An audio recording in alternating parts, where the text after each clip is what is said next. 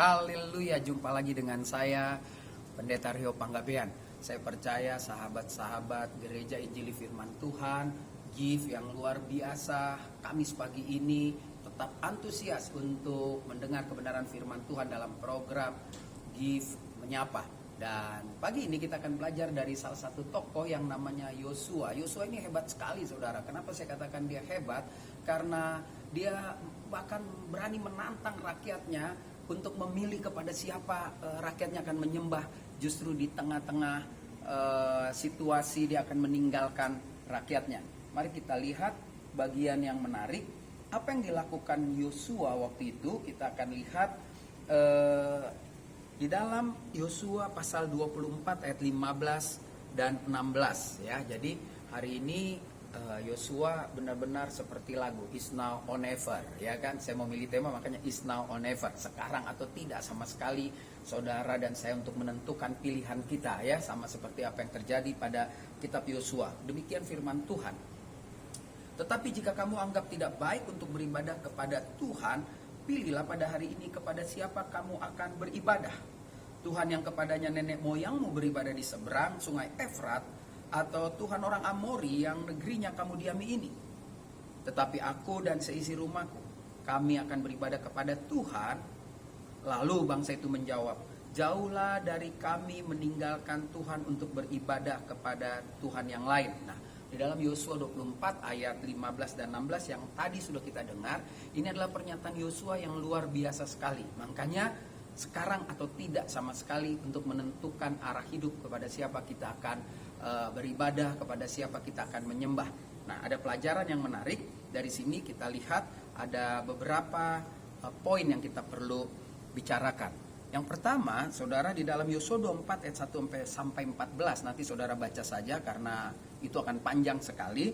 Saya hanya mengambil dan mengutip di ayat 1, 2, dan 3, itu mengajarkan hal yang luar biasa sekali. Di ayat 1, 2, dan 3, Yosua menceritakan kebaikan Tuhan ya kan kepada rakyatnya sebelum memberikan pilihan. Jadi Yosua ini sangat demokrasi sekali. Yosua ini mengatakan kepada rakyatnya, sebelum kau memilih kepada Tuhan mana engkau akan menyembah, maka engkau dengar dulu ini ceritaku. Nah, inilah ceritanya di ayat 1, 2, dan 3. Kemudian Yosua mengumpulkan semua suku orang Israel di Sikem. Dipanggilnya para tua-tua orang Israel, para kepalanya, para hakimnya, dan para pengatur pasukannya. Lalu mereka berdiri di hadapan Tuhan. Berkatalah Yosua kepada seluruh bangsa itu, beginilah firman Tuhan, Tuhan Israel, dahulu kala di seberang sungai Efrat, disitulah diam nenek moyangmu, yakni kepada Tuhan lain. Tetapi aku mengambil Abraham, bapakmu itu, dari seberang sungai Efrat, dan menyuruh dia menjelajahi seluruh tanah Kanaan. Aku membuat banyak keturunannya dan memberikan Ishak kepadanya dan seterusnya. Kalau saudara baca sampai ayat 14 ya. Nah, ini sebetulnya menjadi pembuka, menjadi bagian yang penting ketika Yosua mengatakan is now or never, sekarang atau tidak sama sekali kau memilih Tuhan mana yang kau akan menyembah. Kenapa saya katakan demikian? Karena Yosua akan mati, saudara. Sebentar lagi dia akan meninggal. Jadi dia ingin meninggalkan sesuatu yang pasti. Tentu ini luar biasa sekali karena dia memberikan rakyat Israel untuk mencerna dulu, untuk berpikir lebih dahulu sebelum memutuskan. Pelajaran apa yang bisa kita ambil? Saudara, saya lebih suka saudara menjadi orang Kristen, bukan ikut-ikutan, bukan emosi karena datang KKR lalu maju. Benar, emosi kadang menjadi landasan, tetapi jangan ikut-ikutan, jangan karena nggak enak, jangan karena takut, tetapi lihat, perhatikan, pelajari tentang sejarah Tuhan. Nah, ini menarik sekali, saudara. Jadi Yosua menceritakan tentang kebaikan Tuhan kepada rakyatnya sebelum memberikan pilihan.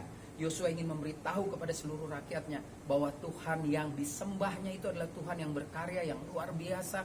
Bukan saja memilih bangsa ini lewat Abraham, tetapi Yosua menjadi saksi. Yosua keluar dari tanah perbudakan, enggak main-main. Dia menjadi saksi bersama Kaleb masuk di tanah perjanjian. Dia menjadi bukti nyata, atau dua orang ini disisahkan Tuhan untuk menceritakan.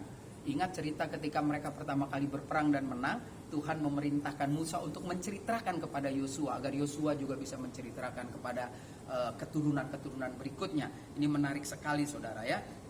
Yosua ingin juga rakyat itu mengingat Tuhan Elohim yang luar biasa yang tidak pernah meninggalkan perbuatan tangannya, terlebih-lebih kepada bangsa pilihannya. Pelajaran kedua yang saya dapat, saudara, ini menarik sekali. Kita lihat di ayat 15 dan 16.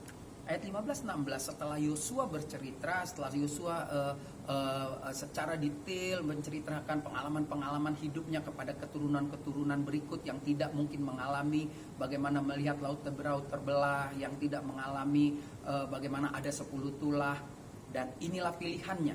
Ayat 15 dikatakan, tetapi jika kamu anggap tidak baik untuk beribadah kepada Tuhan, pilihlah pada hari ini kepada siapa kamu akan beribadah. Tuhan yang kepadanya nenek moyangmu beribadah di seberang sungai Efrat, atau Tuhan orang Amori yang negerinya kamu diami ini. Tetapi aku dan seisi rumahku, kami akan beribadah kepada Tuhan. Saudara, setelah Yosua menceritakan semua tentang kehebatan Tuhan, pilihan ada pada rakyat.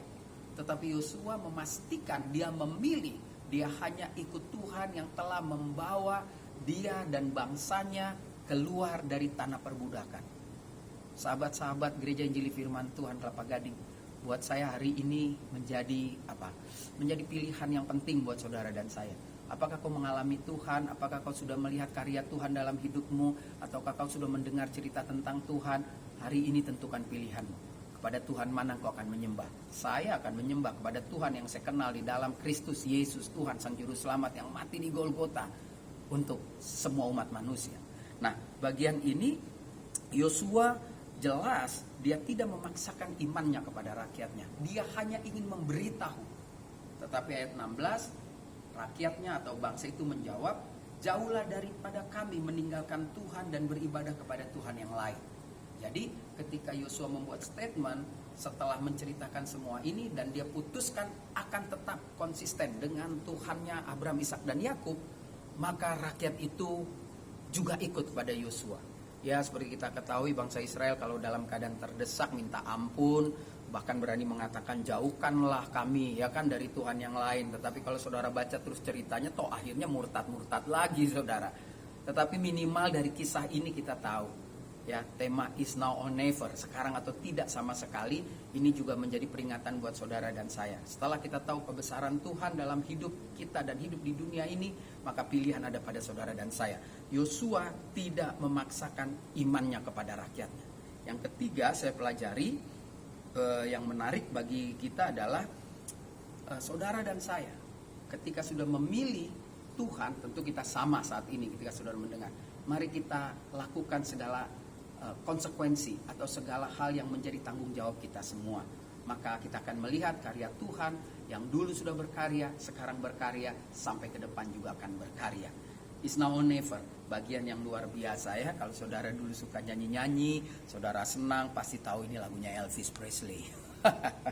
Yuk, mari kita sudah belajar di Kamis pagi ini dalam acara Give Menyapa, kita belajar kita dari kepemimpinan Yosua.